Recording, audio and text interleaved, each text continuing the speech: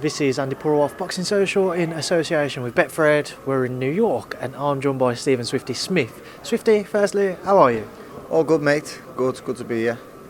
Good to hear. Now, obviously, you're here to support your brother Liam Smith in what's become a bit of a grudge match against Jesse Vargas now. You know, I spoke to Jesse a couple of days ago. He said for him this is personal now because of a back and forth. Spoke to Liam yesterday. He said it can be personal if you want it to be, and we saw them exchange a few words up on stage and a very tense face-off today. Just get your thoughts on what we saw at the press conference first and foremost. I don't know. Listen, it's a fight. At the end of the day, I'd rather it be personal. It's got to be personal. At the end of the day, the times in the career they're both at, a loss basically is probably the final loss. There's probably not much coming back from it. So. It's got to be personal, you know. This person is trying to end your career, so it's personal anyway. It's a fight. It's not like it's a football match. You know what I mean? They're getting in the ring. They're going to have a fight, so it's even better if it's personal. Is that the pressure on both men that whoever's unsuccessful here, they will have to consider retirement because of where it would possibly leave them in rankings and trying to rebuild to get back to the top? Yeah, definitely. More so with them both being former world champions. You know what I mean? They've reached the pinnacle. They've gone and achieved the dream. Really, you know, they both set out boxing hoping to be a world champion. They've both done it. Do you know what I mean? So. Yeah, probably it does put more pressure, but it's the same for most people when you get to that age and you get to that sort of stage in your career. You're always sort of have it in your mind, you know, your next loss is your last, so that goes into any fight. So it's one of them being you know, personal as he's put it. Then like, so what? It's how it is, isn't it? We couldn't hear what was said on stage, Stephen. I imagine you've probably had a quick word with Liam, asked him what was said. Can you just enlighten us? No, you know what? I didn't even ask him. What did Liam say? He just come off and just was like. I don't even know what he said. I don't even know what he said, but I think it was just sort of bits of back and forth, not like saying, no, when he was saying he's going to knock him out and stuff, and Liam was like, when did you last knock anyone out? Do you know what I mean? He's not known as a puncher, and at the end of the day, if you've been world champion at 140 and 147, very few people will carry the power up to 154 anyway. Do you know what I mean? It's sort of Pacquiao was like a freak for doing it, but I don't really think Jesse Vargas is known for his punch power and his destroying people, as he put it. But Liam sort of acknowledged that and said, look, he's got good hand speed and stuff, but aside from that, it's not really something that he's looking at where he thinks he's going to go in and destroy people. Stephen, I'm speaking to Jesse once again, and he said he's coming for the knockout. He's confident he's going to stop Liam and be successful. Will that approach play into Liam's hands if he's coming forward and he's aggressive and he looks for that knockout? Does that play into Liam's tactics and how he looks to obviously set about his own game plan? Jesse's a good talker, just take no notice. What Jesse says and Jesse does are two different things, which you've seen in the past. You know, he's coming in this very bullish, then we'll see. If he comes in, flies out the blocks and goes for Liam, makes it a fight, then it'll be better for the fans to see, but I don't think he will. I think when he goes in, he realises the strength of Liam. You know, for what he's saying, Liam's a basic fighter and he's going to go in and knock him out and all that, then so be it. Well, no, let's see what happens. If he goes in and does what he says, then good luck to him, but I can't see it. I think he's just, you know, he's talking himself up, you know, he's convincing himself. And he goes on about how many times this fight's meant to happen. It's never been down to Liam, why it hasn't. So, you know, we're here and Liam's ready and Liam's trained well and Liam looks well. We know Liam loves to stand on the inside and get involved. Is it something which you expect to see more of in this fight, something you expect to see him try to capitalise on against Jesse? Yeah, listen, you know, he's going on about, so he's had back-to-back training camps and stuff. It's both been against Liam. Liam's been the same. Liam's done a lot of work on Jesse Vargas. You know, Liam's got a game plan and Liam's ready. And yeah, going back to what you said, he does love that style of fighting. That's Liam to a T. There's not many times you'll ever see Liam get in the ring and start moving and backing off and stuff. He can do it if he has to, but he prefers up-close boxing and picking his shots. And what basically I believe stands Liam out and puts him at that level up is his variety of punches. He's very hard to read what shot's next, and he's got a good selection of shots. And you know, we believe that if that fight does go that way, the way Jesse's talking it, then it'll suit Liam down to the ground. What will be the final outcome come Saturday night, Stephen? Jesse Vargas will run out of ideas by the halfway point. He'll start quick. He's been out the ring for 27 months. He's going to come in. He's going to start quick. You know, nerves, back to it, excitement, whatever you want to call it. But he will start quick, and if he'll want to try and get a lead to go with.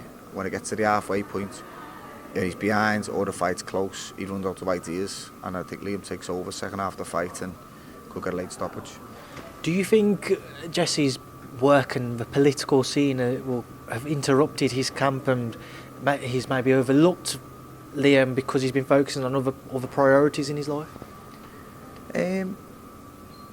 Possibly and probably. It does look from the outside like he's got one foot out of boxing the way he's doing all this political stuff and everything. It's, you know, I've seen on social media now where it's every other picture sort of to do with politics and stuff like that, and then you might put something in the gym, and I don't know, listen, he said last time when he pulled out he had COVID and stuff, and then he was posting interviews he was doing, and I don't know whether they were from the past or what, but it didn't really look good.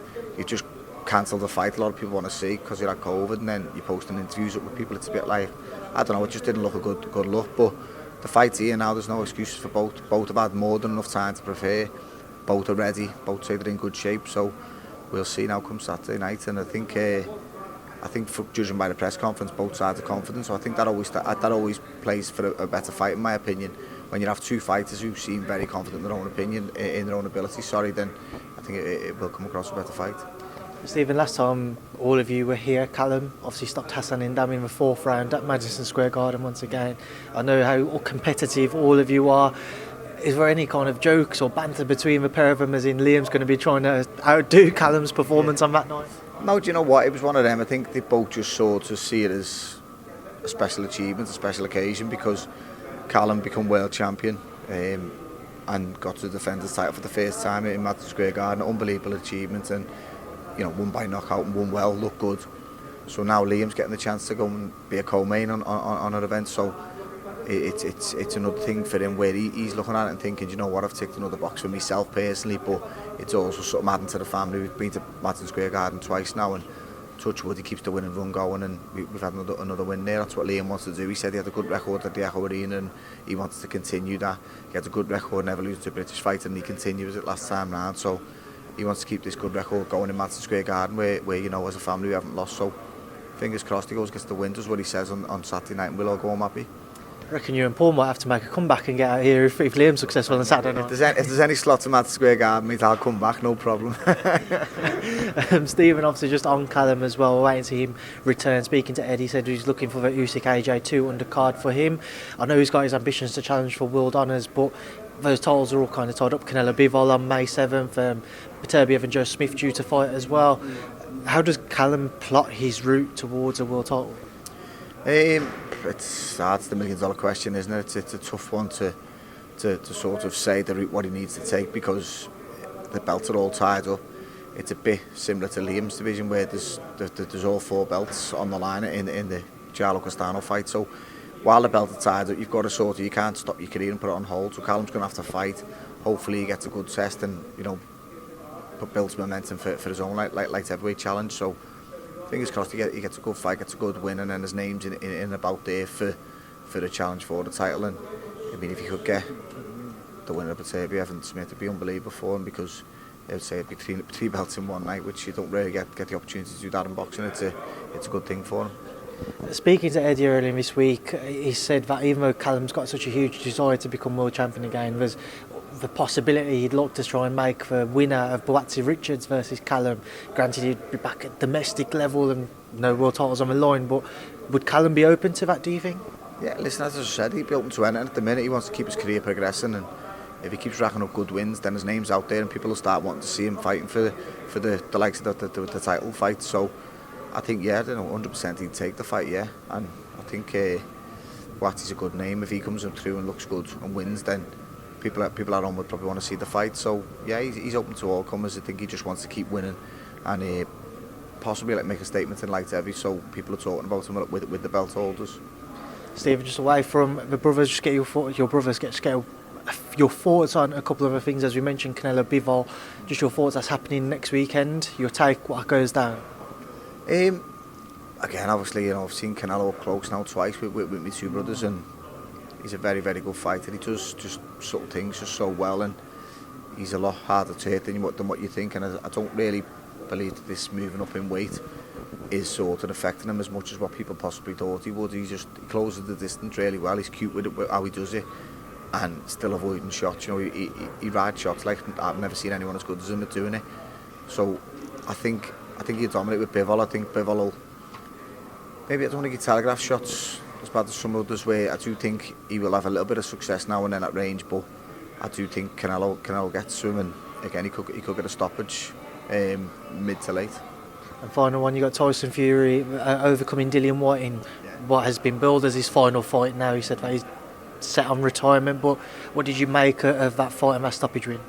It was a very good performance. I think Dillian come out sort of southpaw, and I don't know whether he was trying to frustrate him or what. I don't feel like it worked. I don't feel like Dillian could close the distance quick enough either when he switched back to orthodox and got going. I felt like he was his feet were a little bit slower than what he probably, maybe Tyson's feet were quicker than what Dillian anticipated, but I just think he showed that he's just a level above probably everyone now at the minute. He's the number one in the world. There's not an argument now, and he just he picked the shots. He went about it the way he wanted to. He kept mobile and stuff, and then picked a lovely shot with that uppercut, and got the knockout win. It was a bit of a statement for him to make, because if it is his last fight, then he'll be remembered well. Would there be that sense of frustration around him if he was to retire? Because regardless, he's had an unbelievable career, especially from his comeback onwards. But everybody would love to see the winner of Usyk AJ2 versus Tyson for undisputed. If that was not to be able to happen because of Tyson's retirement, how frustrated do you think boxing fans will be by that?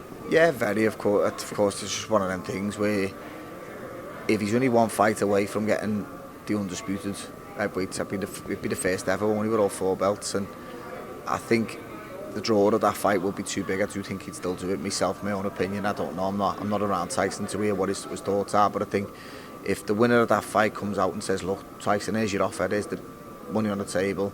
Let's do it. Let's make the first undisputed heavyweight champion, in the 4 belts era," then I think surely he'd do it. But again, I don't know how set he is on it, on never getting the ring again. But it would be a shame for boxing fans who've paid the money to follow Fury, to follow Joshua, whoever you've been supporting and following, for the British heavyweight division, no more so. It would be a shame if it didn't happen, especially if Joshua comes through against Usyk. It could be the biggest fight in history, wouldn't it, for the Brits? So I do think it would be a shame if it didn't happen, but I'd like to think it would. Well, Stephen, we'll leave it there now. I'll leave you to go and catch up with the team. I think everybody's training or something like that. So yeah, down the gym now, so I'll pop down and see him, see how he's getting on. Right, Swifty, we'll leave it like I say then. So thanks for speaking to me in Boxing Social. Appreciate that, and thanks, mate.